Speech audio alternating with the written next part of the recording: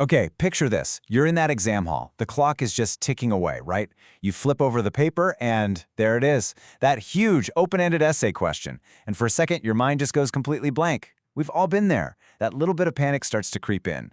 But what if I told you there's a secret formula? A kind of blueprint you could follow every single time to pretty much guarantee a top grade. Well, let's get into it. So you're staring at a question that looks something like this. I mean, it's a mouthful, right? It's complex, it's a little intimidating, it's asking you to explain and evaluate and discuss, all while you're juggling a couple of different theories. This is the kind of question that's literally designed to separate the good students from the great ones. So where do you even start with something like this? And then you see this. It's worth a massive chunk of your grade. 20 points are on the line. I mean, that could be the difference between an A and a B, or even passing and failing. The pressure is seriously on. So how in the world do you make sure you get every single one of those points? Well, the answer actually comes from a philosophy teacher who is prepping her students for their final exam. She laid out this incredibly simple but powerful structure. It's not just for philosophy either. It's basically a universal formula for crafting a winning argument, no matter the subject. And here it is, the secret formula, broken down into 3 super simple parts: explain, discuss, and opine. So first, you lay out your main argument, nice and clear. Then, and this is key, you challenge it by discussing the other side. And finally, you weigh both of those sides to deliver your own informed opinion.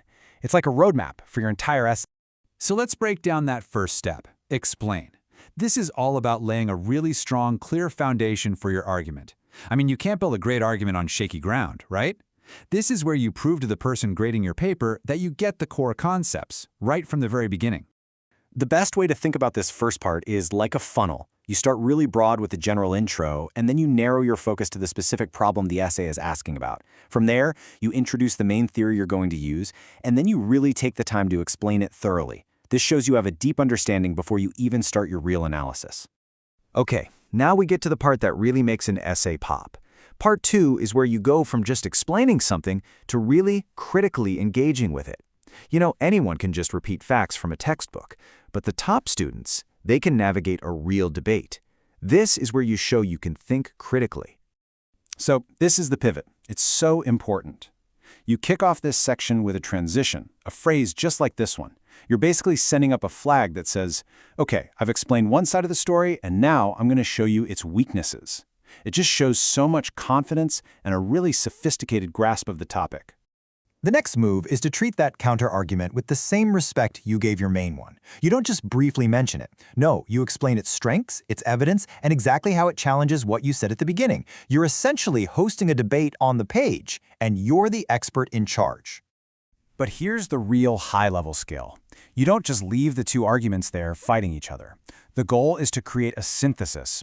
You find the common ground, or you create a brand new, smarter argument that takes the best pieces from both sides. This is what examiners are really looking for.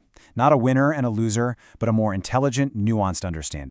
And that synthesis, it leads you perfectly into the grand finale, part 3, your final judgment.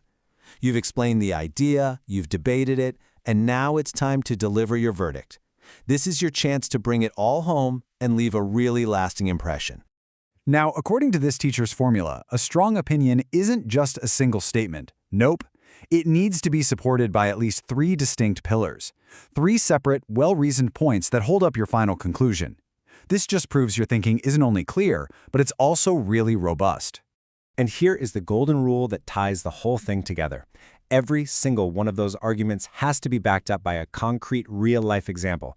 Abstract ideas are great, but ideas that are grounded in the real world, they're powerful. This is what makes your argument feel not just logical, but actually persuasive.